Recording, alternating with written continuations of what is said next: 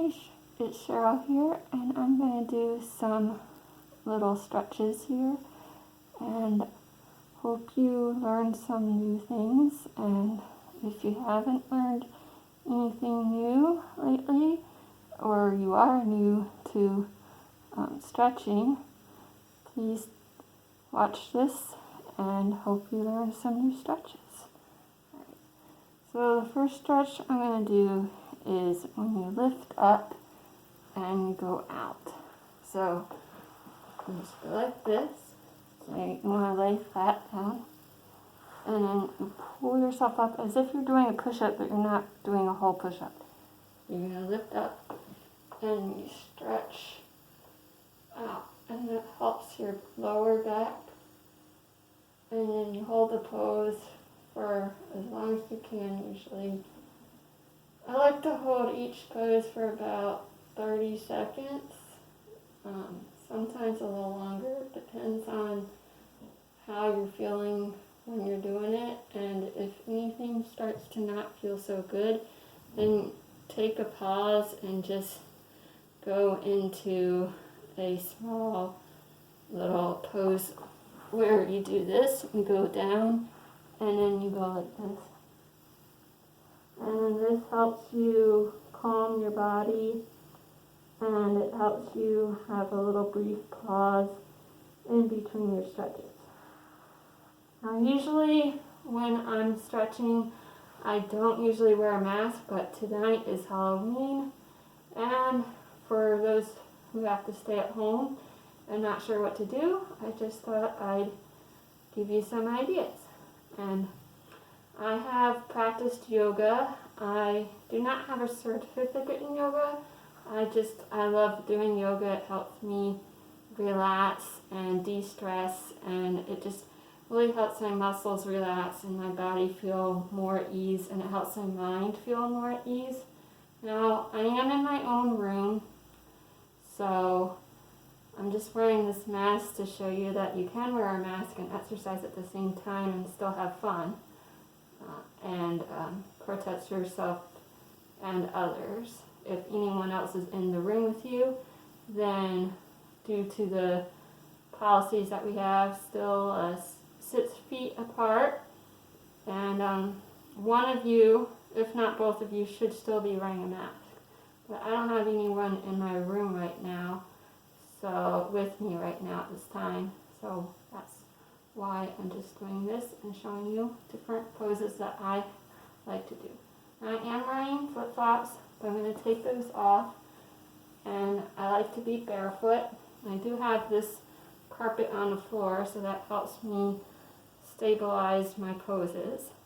And so I'm just going to go show you how I get up from this pose here. So you have your palms on the floor and your knees on the floor. You're going to lift yourself up, and then you're going to put your head down and lift your foot off the ground, the right foot or your left foot. Right now I'm doing my right foot. So my right hand is going to be placed down. My right foot is going to go up, and then I'm going to lift my foot. And you see, I can do pretty long. That's because I have pretty long arms. I'm actually 5'2.5" without shoes. And so this is really great for not only holding balancing practice, and then it's really great for your hip. So if you're having any hip issues, definitely do this pose right here. And you don't have to go all the way up as far as I'm going. I just like to do that sometimes. You can go down and then slowly take your foot down and slowly go put it back on the ground, and then cradle yourself out with your feet. Roll your feet back and forth, and then take your left foot, keep your palms facing on the ground, hold that pose, and then you're going to want to tiptoe on your right foot. So it's like a tippy toe. Your foot's not going to be all the way on the ground. And then your left leg goes up in the air. So if you can see my left foot come down, and then I have wooden floor here, so it might look like I'm kind of slipping and sliding. So if you do have a wooden floor, you can always put a mat down, but I'm just showing you really quickly what I've learned over some time. And then you want to go put that foot down and roll your feet out, back and forth, back and forth. Now, we're going to do a special pose that I've learned, and it helps with the back and it helps with your hips. So anyone who's having any lower back problems or hip problems definitely want to do this. So this is really, you got to take it slow and steady, yet it's kind of like a quick movement at the same time. So you're going to want to pull your foot like this, runner's pose, and then pull your left foot down with your knee, and then your right hand, put it over your knee like this, and then your left arm is going to go up in the air, and you're going to hold this pose. You're going to look straight up into the air, right at your hand. So if I move back, I'm just going to do this to show you a little bit better what I'm doing. Okay? So we're going to pull our foot forward like this, and then we're going to put our left knee and foot down. You can put all the way down on the floor if you want to have more stability, or you can lift the foot up a little bit like I do. That's a little bit more challenging. And then you put your right hand over your knee, take your left arm, put it straight in the air. You're going to look up at your hand. Oops. Okay, that's okay. Sometimes we lose our balance, but that's okay.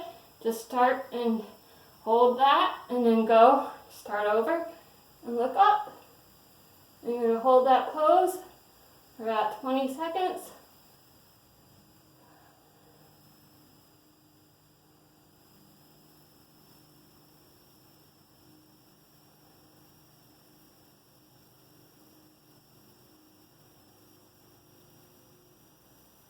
And then we're going to come out of it. So take your foot back like that. Now, roll those feet, roll the body, roll those legs, roll every part of you. Now, we're going to go down. So slowly go down like as if you're doing a cobra pose, or going down after doing a push-up. And now we're going to go up as if we're doing a push-up, but not a whole push-up, because you don't want to strain those muscles in your lower back. So we're going to have to take this slow and steady, but the goal is to do a cobra and then take your hands and your legs. You're going to reach back to grab your legs. And this is a little bit of a tricky pose. It takes some time to do this. It's not going to happen all at once. Yet it's I've found that this pose with some moderation is great for your lower back and your middle back and just your whole body overall. And it helps you kind of get rid of any thoughts that are in your mind, so it slows down your mind. If you have racing thoughts. So I love this pose. So first we're going to come up and we're going to do cobra. So first let's do cobra. Half up cobra. Because with cobra sometimes people don't go all the way up. They go midway. So you can go low cobra. Like this. And you put your hands out. Yes. And always remember to breathe. So with the mask, it's hard to breathe. That's why it's nice to do it in your own room, so you don't have to worry about that. But if you don't have your own room, you're outside and no one's around you, you can wear like one of those disposable masks or a cotton mask, which is lightweight, or some masks are adjustable now, so you can do that. Okay, so let's get on with our movement that I was talking about. So we're going to go up. Now you lift your arms, your hands up and your arms. Now you have your legs behind you. So yes, I'm a fox. Remember, I have a fox tail. But we have legs too, and feet. So we're going to take our legs and feet, we're going to be parallel to the ground. So if you line yourself up with the line of your mat or whatever cover you have on the floor or just the floor itself,